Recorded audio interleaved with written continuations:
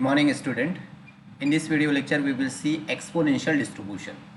This is last concept of unit number 3. Let's see the definition of exponential distribution.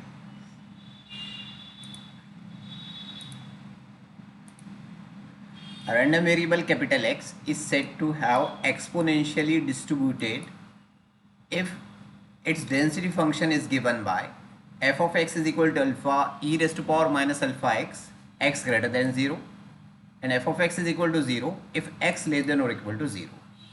तो random variable capital x को exponentially distributed बोलेंगे if density function capital density function is given by, density function इस तरह से अगर defined होता है f of x is equal to alpha E raise to power minus alpha x, अगर x greater than 0 है और x लेस देन 0 के लिए f ऑफ x की वैल्यू 0 है. तो ये डेंसिटी फंक्शन आपको एक्सपोनेंशियल डिस्ट्रीब्यूशंस के लिए याद करना है. अल्फा यहाँ पे पैरामीटर, ठीक है.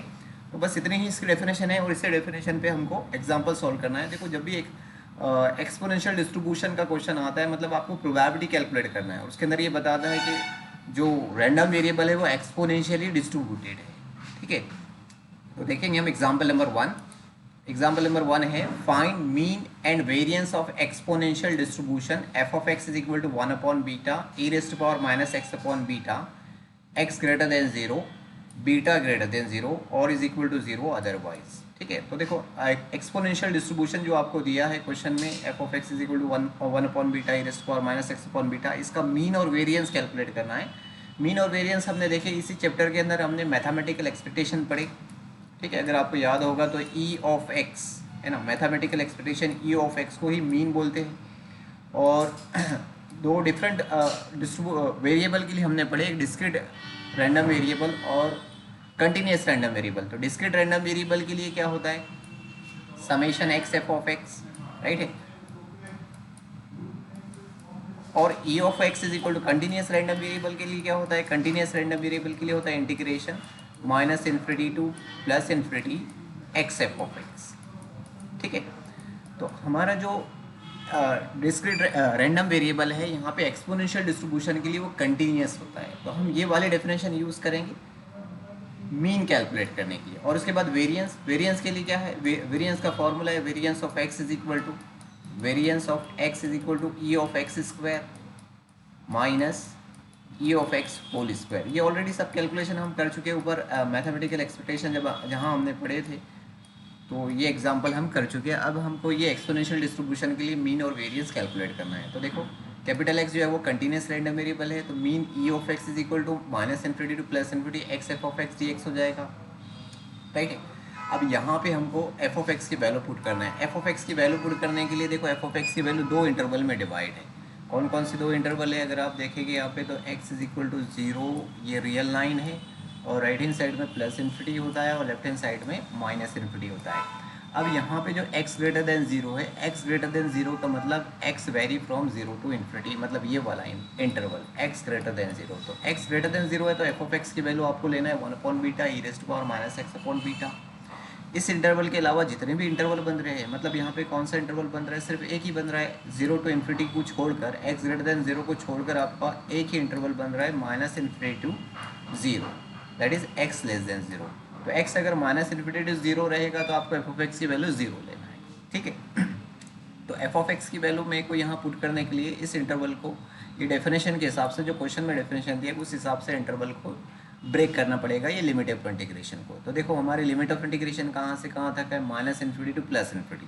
हम इसको ब्रेक करेंगे माइनस इन्फिनिटी टू 0 और 0 टू इन्फिनिटी, इस तरह से, ठीक है. तो ये मैंने ब्रेक कर दिया, minus infinity to 0 plus 0 to infinity. अब माइनस इन्फिनिटी टू 0 मतलब कौन सा इंटरवल, x लेस देन 0, और x लेस देन 0 के लिए एफ ऑफ एक्स की वैल्यू 0. तो यहाँ एफ ऑफ एक्स की वैल्यू आपको 0 रखना है, ये फर्स्ट इंटीग्रेशन में. और उसके बाद 0 to infinity limit, 0 to infinity means x greater than 0, और x ग्रेटर देन 0 के लिए एफ ऑफ एक्स की वैल्यू क्या है, 1 upon beta e raise to power minus x upon beta. तो एफ ऑफ एक्स की वैल्यू यहाँ पे ये पुट करेंगे, ठीक है. तो ये रखे हमने, यहाँ 0 रखे और यहाँ पे 1 upon beta e raise to power minus x upon beta रखे, ठीक है. 1 अपॉन बीटा जो है वो बाहर हो जाएगा, कॉन्स्टेंट है, ठीक है. तो क्या बाकी रहेगा हमारे पास, integration 0 to infinity x e raise to power minus x upon beta, ठीक है. अब ये x और e raise to power minus x upon beta के बीच में आपको क्या अप्लाई करना है, इंटीग्रेशन बाय पार्ट्स, ठीक है, इंटीग्रेशन बाय पार्ट्स इस तरह से, जैसे first function integration of second function, first function v u suppose कर लो और सेकंड फंक्शन वी सपोज कर लो। इसके ऊपर जब मैं इंटीग्रेशन बाय पार्ट्स अप्लाई करूँगा तो इस तरह से होगा, first function as it is integration of second function minus derivative of first function integration of second function plus derivative second derivative of first function फिर इंटीग्रेशन ऑफ सेकंड फंक्शन। इस तरह से ये कंटिन्यू चलता रहेगा एंड सो ऑन, ठीक है। तो फर्स्ट फंक्शन है हमारे पास यहाँ पे x और सेकंड फंक्शन है e raise to power minus x upon beta. तो अप्लाई करेंगे first function x as it is, ये अप्लाई किए, first function x as it is integration of e raise to power minus x upon beta क्या हो जाएगा, e raise to power minus x upon beta divided by minus one upon beta minus derivative of first function means x का derivative 1 हो जाएगा। Integration of second function means ये previous term में जो second function है, previous term में second function ये है e raise to power minus x upon beta upon minus one upon beta. तो e raise to power minus x upon beta upon minus one upon beta का integration करेंगे तो ये e raise to power minus x upon beta divided by one upon beta square आएगा, ठीक है। Denominator में minus one upon beta आएगा तो minus one upon beta into minus one upon beta square हो जाएगा, ठीक है। अब लिमिट अप्लाई करेंगे, अपर लिमिट x की पोजीशन पे इन्फिनिटी रखना है। तो देखो x की पोजीशन पे जब मैं इन्फिनिटी रखूँगा e की पावर में इस तरह से है ना, e की पावर में minus x upon beta. x की पोजीशन पे जब मैं इन्फिनिटी रखूँ तो e raise to power minus infinity होगा और e raise to power minus infinity is equal to 0 होता है, ठीक है। तो दोनों टर्म्स के अंदर फर्स्ट टर्म में भी e raise to power minus x upon beta है और सेकंड टर्म में भी e raise to power minus x upon beta है। तो x की पोजीशन पे जब इन्फिनिटी रखेंगे तो e raise to power minus infinity 0 हो जाएगा। तो अपर लिमिट तो पूरा 0 हो जाएगा माइनस लोअर लिमिट, ठीक है। अब ये लोअर लिमिट रख रहे हैं x की पोजीशन पे 0, तो फर्स्ट टर्म में यहाँ पे x मल्टीप्लिकेशन में x की पोजीशन पे 0 रखेंगे तो 0 मल्टीपल समथिंग पूरा 0, तो पहला टर्म तो 0 हो जाएगा, फिर माइनस है। उसके बाद जो है सेकंड टर्म के ना x की पोजीशन 0 रखेंगे, x की पोजीशन पे 0 रखेंगे तो ई रेज़ टू पावर ये x यहाँ पे है e raise to power 0, e raise to power 0 1 होता है, ठीक है। तो ये हो जाएगा 1 upon beta square, 1 upon beta square means beta square, तो यहाँ से बीटा स्क्वायर बचेगा, ठीक है। तो ये हो गया आपका upper limit 0 minus lower limit 0 minus beta square, तो ये माइनस माइनस प्लस हो गया। तो बचा आपके पास क्या, बीटा से बीटा कैंसिल करेंगे तो बीटा बचेगा। तो e of x means mean की वैल्यू आ गई आपके पास बीटा, ठीक है। उसके बाद वेरिएंस ऑफ कैलकुलेट करने के लिए आपको e of x square calculate करना है। तो जिस तरह से ई ऑफ एक्स हमने कैलकुलेट की उसी तरह से e of x square calculate करेंगे, ठीक है। तो e of x square is equal to क्या होगा, integration minus infinity to x square f of x d x. फिर से एफ ऑफ एक्स की वैल्यू हमको पुट करना है जैसा हमने ई ऑफ एक्स में करे थे, ठीक है। तो लिमिट ऑफ इंटीग्रेशन को ब्रेक करेंगे दो इंटरवल में, माइनस इन्फिनिटी टू 0 और 0 टू इन्फिनिटी। अब माइनस इन्फिनिटी 0 के लिए एफ ऑफ एक्स की वैल्यू 0 है और इसके लिए 1 upon beta e raise to power minus x upon beta है। यहाँ पे पुट करेंगे एफ ऑफ एक्स की वैल्यू यहाँ पे 0 रख दी है और एफ ऑफ एक्स की वैल्यू यहाँ पे 1 upon beta e raise to power minus x upon beta put करिए। 1 अपॉन बीटा बाहर शिफ्ट करेंगे, कांस्टेंट है x square e raise to power minus x square upon beta के बीच में फिर से आपको इंटीग्रेशन बाय पार्ट्स अप्लाई करना है जैसे हमने पहले की थी, ठीक है। तो अब मैं अप्लाई कर रहा हूँ first function x square as it is, integration of second function, ये integration of second function e raise to power minus x upon beta का integration e raise to power minus x upon beta 1 upon minus 1 upon beta, ठीक है। Minus derivative of first function means ये x square का derivative, तो ये x square का derivative हुआ 2x, ठीक है। फिर integration of second function means ये ब्रैकेट सेकंड ब्रैकेट का इंटीग्रेशन करेंगे तो ये हो जाएगा e raise to power minus x upon beta upon 1 upon beta square, ठीक है। फिर प्लस अभी ये सेकंड टर्म जो है फर्स्ट टर्म जो है वो यहाँ से पूरी तरह से डिलीट नहीं हुई, इसका डेरिवेटिव जब तक 0 नहीं आता तब तक आपको डेरिवेटिव करते रहना है। फिर नेक्स्ट टर्म जो है वो प्लस लेंगे और ये 2x का डेरिवेटिव करेंगे, 2x का डेरिवेटिव 2 हो जाएगा और उसके बाद जो है फिर ये इसका इंटीग्रेशन करेंगे e raise to power minus x upon beta upon 1 upon beta square का इंटीग्रेशन क्या हो जाएगा, minus e raise to power minus x upon beta divided by minus 1 upon beta cube हो जाएगा, ठीक है। अब ये 2 का डेरिवेटिव नेक्स्ट टर्म में 2 का डेरिवेटिव करेंगे तो 0 हो जाएगा, 0 लेने की ज़रूरत नहीं, 0 मल्टीपल समथिंग पूरा 0 हो जाएगा। तो यहाँ पे इंटीग्रेशन जो है वो इसका कंप्लीट हो गया, ठीक है।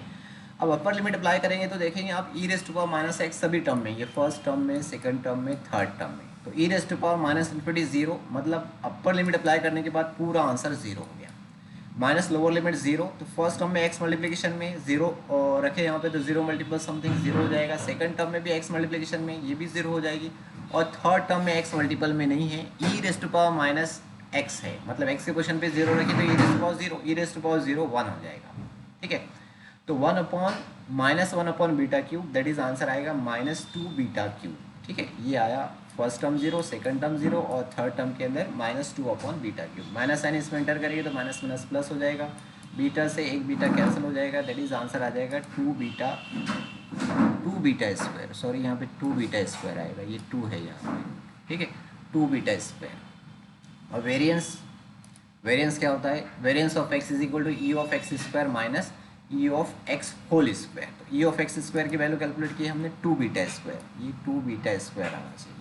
2β² माइनस ई ऑफ एक्स की वैल्यू हमने कैलकुलेट की बीटा, तो β², 2β² माइनस β², 2β² माइनस β², ये ज़ीरो नहीं होगा क्योंकि 2β² माइनस β², तो इसका आंसर आ जाएगा β²। Variance of x is equal to β²। ठीक है, तो एक्चुअली ये क्वेश्चन मैथमेटिकल एक्सपेक्टेशन का ही है। आपको एक्सपोनेंशियल डिस्ट्रीब्यूशन जो है वो उसके डेफिनेशन के हिसाब से मीन और वेरिएंस कैलकुलेट करना था, तो सेम कैलकुलेशन हमने की है जैसा हमने मैथमेटिकल एक्सपेक्टेशन में की है। नेक्स्ट क्वेश्चन है, the time required to repair a machine is exponentially distributed with parameter alpha is equal to 1/2। What is the probability that the repair time exceeds 2 hours। ठीक है, तो देखो यहाँ पे आपको बताया है कि जो टाइम रिक्वायर्ड है किसी मशीन को रिपेयर करने के लिए वो एक्सपोनेंशियली डिस्ट्रीब्यूटेड है, और उसके अंदर अल्फा की वैल्यू भी बताया है आपको। तो प्रोबेबिलिटी कैलकुलेट करना है, प्रोबेबिलिटी कैलकुलेट करना है मीन्स आपको यहाँ पे एक्सपोनेंशियल डिस्ट्रीब्यूशन का यूज़ करना है, राइट है, क्योंकि जो टाइम है यहाँ पे वो कंटिन्यूस रैंडम वेरिएबल है और वो एक्सपोनेंशियली डिस्ट्रीब्यूटेड है। ठीक है, तो एक्सपोनेंशियल डिस्ट्रीब्यूशंस के लिए हमारे पास प्रोबेबिलिटी डेंसिटी फंक्शन है। डेंसिटी फंक्शन का मतलब ही प्रोबेबिलिटी है। ठीक है, तो हम उसका यूज़ करेंगे। तो let capital x be the continuous random variable exponentially distributed. तो ये जो कैपिटल एक्स दिख रहा है आपको यहाँ पे, ये है आपका टाइम। ठीक है, टाइम दिया है। Its density function is given by, density function हमारे पास है f of x is equal to alpha e raised to power minus alpha x greater than 0 is equal to 0, x less than और equal to 0। Alpha की value हमको दिया है 1/2, इसमें put करेंगे अल्फा की वैल्यू 1/2 हम पुट करेंगे तो ये हो जाएगा f of x is equal to 1/2 e raised to power minus x/2 x greater than 0 is equal to 0, x less than और इक्वल टू 0, राइट है। तो ये आ गया हमारे पास डेंसिटी फंक्शन, मतलब प्रोबेबिलिटी आ गई उस वेरिएबल के लिए जो कंटिन्यूस है, मतलब हमारा टाइम। ठीक है, अब हमको कैलकुलेट क्या करना है? हमको कैलकुलेट करना है probability. We have to find probability that repair time exceeds 2 hour। Exceeds 2 hour मतलब जो किसी भी मशीन को जो रिपेयर टाइम लग रहा है वो 2 से ज़्यादा ही लग रहा है। ठीक है, मोर देन टू मतलब हमारा जो कंटिन्यूस रैंडम वेरिएबल है टाइम, उसको हमने एक्स से डिनोट किए है और उसकी जो वैल्यू है वो मोर देन 2 है, मीन्स एक्स ग्रेटर देन 2 है, राइट। तो ये हो गया आपके पास therefore x greater than 2। X greater than 2 के लिए हमको प्रोबेबिलिटी कैलकुलेट करना है, तो P of x greater than 2 calculate करना है। P of x greater than 2 का मतलब होगा, देखो अब डेंसिटी फंक्शन का यूज़ करना है, तो ये जो हाफ इंटरवल दिख रहा है आपको एक्स ग्रेटर देन 2, इसको कंप्लीट करना है, राइट है। तो ग्रेटर देन 2 का मतलब कितना ज़्यादा कर सकते हैं आप? इन्फिनिटी तक जा सकते हैं, राइट है। तो इन्फिनिटी तक जा सकते हैं मीन्स आप एक्स ग्रेटर देन 2 को इस तरह से लिख सकते हैं 2 less than x less then infinity. अब ये प्रोबेबिलिटी डेंसिटी फंक्शन है, तो डेंसिटी फंक्शन जो है वो कन्वर्ट होता है इंटीग्रेशन में, राइट है। तो इंटीग्रेशन में कन्वर्ट कर दिए 2 to infinity F of x d x. ठीक है, 2 to इन्फिनिटी पूरा का पूरा एक्स ग्रेटर देन 0 इंटरवल में है, तो एफ ऑफ एक्स की वैल्यू डायरेक्टली आपको 1/2 e raised to power minus x/2 रखना है। यहाँ पे लिमिट ऑफ इंटीग्रेशन को ब्रेक करने की जरूरत नहीं है, क्योंकि लिमिट ऑफ इंटीग्रेशन हमारा पूरी तरह से जो है एक्स ग्रेटर देन 0 इंटरवल में है। ठीक है, तो एफ ऑफ एक्स की वैल्यू जो है मैं पुट किया हूँ 1/2 e raised to power minus x/2, 1/2 बाहर हो जाएगा, e raised to power minus x/2 का इंटीग्रेशन हो जाएगा। तो e raised to power minus x/2 का integration e raised to power minus x/2 upon minus 1/2, तो 1/2 गेट कैंसिल, माइनस साइन बाहर, लिमिट अपर लिमिट अप्लाई करेंगे तो e raised to power minus infinity 0 होता है, माइनस लोअर लिमिट अप्लाई करेंगे, x position पे 2 रखेंगे, 2 cancel, e raised to power -1 minus plus, that is answer 1/e। ठीक है, 1/e की वैल्यू हम कैलकुलेट करेंगे तो 0.3679 आंसर आएगा। ये हमारी रिक्वायर्ड प्रोबेबिलिटी है जो हमको कैलकुलेट करना है। ठीक है, तो इस टॉपिक में बस 2 ही क्वेश्चन है, यही क्वेश्चन आपको प्रिपेयर करना है और ये टॉपिक यहाँ पे एंड हो गया, और इसी के साथ साथ हमारा ये चैप्टर भी जो है वो एंड हो गया। नेक्स्ट लेक्चर से हम जो है वो यूनिट नंबर 1 न्यूमेरिकल मेथड जो है वो स्टार्ट करेंगे। So thank you for watching this video.